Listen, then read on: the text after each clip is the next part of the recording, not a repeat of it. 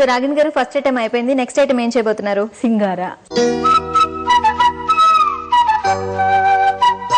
సింగారా ఇది ఏ ఐటమ్ అంటే స్వీటా స్నాకా ఎలాంటిది? హాట్ ఐటమ్ అండి. Hot item. సో మరి దానికి కావాల్సిన పదార్థాలు చెప్పేస్తారా?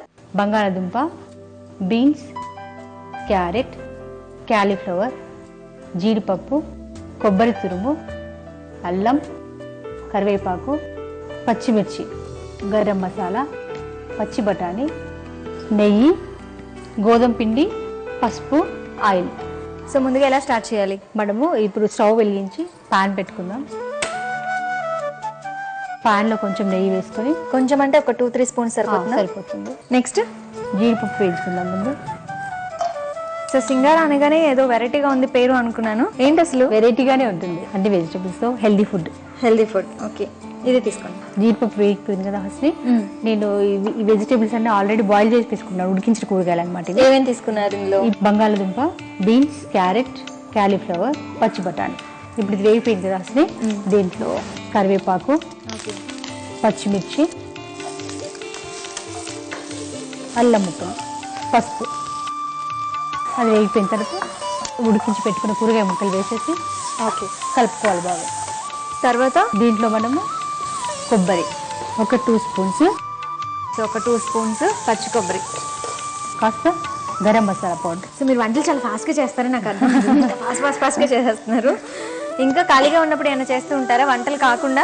మ్యూజిక్ నేర్చుకుంటున్నాం, సంగీతము, బుక్స్ రీడింగ్. Okay, TV. మీ జీ తెలుగు బాగా చూస్తాను. జీ తెలుగు మీ ఇంటి వంట రెగ్యులర్గా ఫాలో అవుతాను. సో ఈ మధ్య చాలా స్పెషల్స్ వచ్చాయి, ఏమైనా చేశారు ఇంట్లో? చాలా చేశాను. చాలా చేస్తారు. Okay, good. సో అమ్మవారి పాటలేనా ఇంకా ఏమైనా పాటలు కూడా నేర్చుకుంటున్నారా? మ్యూజిక్ నేర్చుకుంటున్నారు కదా? అన్నమాచారి కీర్తనలు, అమ్మవారి పాటలు అంతే. పిల్లలు కూడా ఏమైనా నేర్పిస్తున్నారా మీరేనా? దాంతో పాటు నా పాప కూడా పాడుతుంటుంది.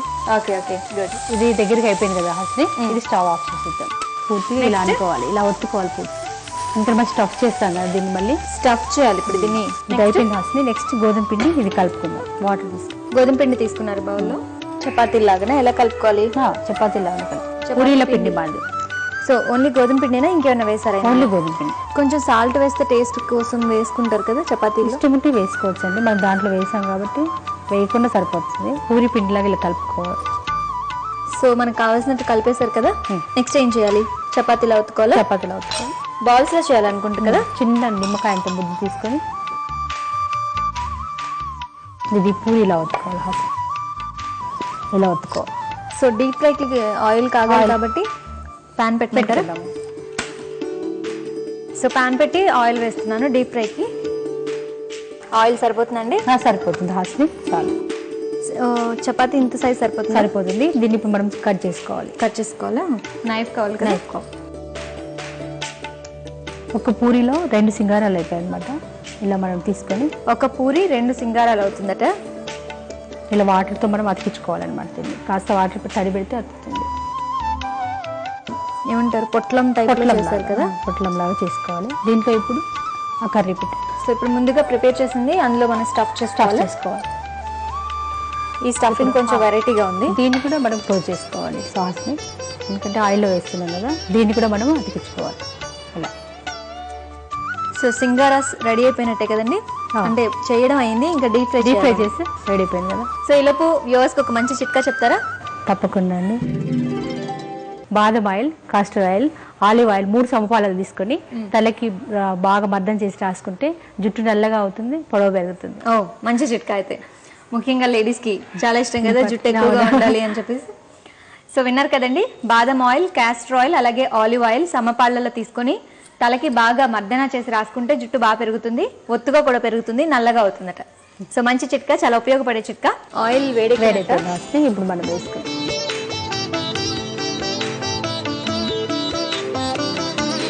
స్పెషల్గా అమ్మవారికి ఏమైనా నైవేద్యాలు పెట్టడం అలా ఉన్నాయా? అంటే ఈ మధ్య కొత్తగా నేర్చుకున్నాను ఈ స్వీట్ ఐటమ్ అలా ఏమైనా ఉన్నాయా?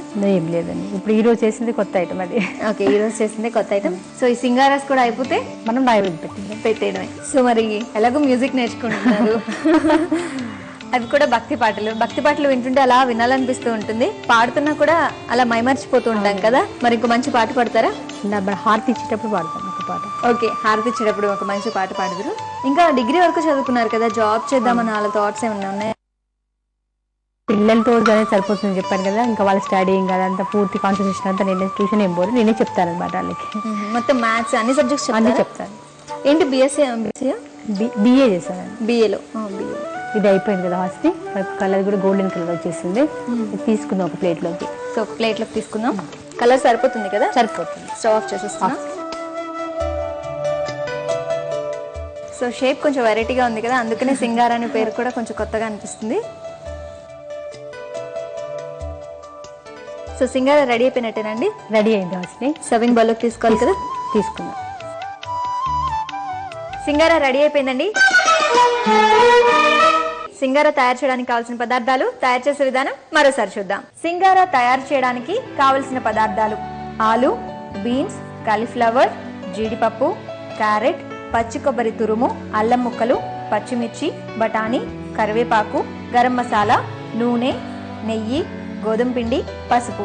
సింగార తయారు చేసే విధానం: ముందుగా స్టవ్ వెలిగించి పాన్ పెట్టి అందులో 2 టేబుల్ స్పూన్స్ నెయ్యి వేసి, నెయ్యి కరిగిన తర్వాత జీడిపప్పు, కరివేపాకు, పచ్చిమిర్చి, అల్లం ముక్కలు, పసుపు, ఉడికించిన ఆలు, క్యారెట్, బఠానీ, బీన్స్, కాలీఫ్లవర్ వేసి కలుపుకోవాలి. తర్వాత పచ్చి కొబ్బరి తురుము, 1/2 టేబుల్ స్పూన్ గరం మసాలా వేసి 5 నిమిషాల పాటు ఫ్రై చేసిన తర్వాత గోధుమ పిండిని చపాతీల్లా ఒత్తుకొని వాటిని సగానికి కట్ చేసి ముందుగా ఫ్రై చేసి పెట్టుకున్న మిశ్రమాన్ని అందులో స్టఫ్ చేసుకుని కాగిన నూనెలో వేసి వేయించి ప్లేట్లోకి తీసుకోవాలి.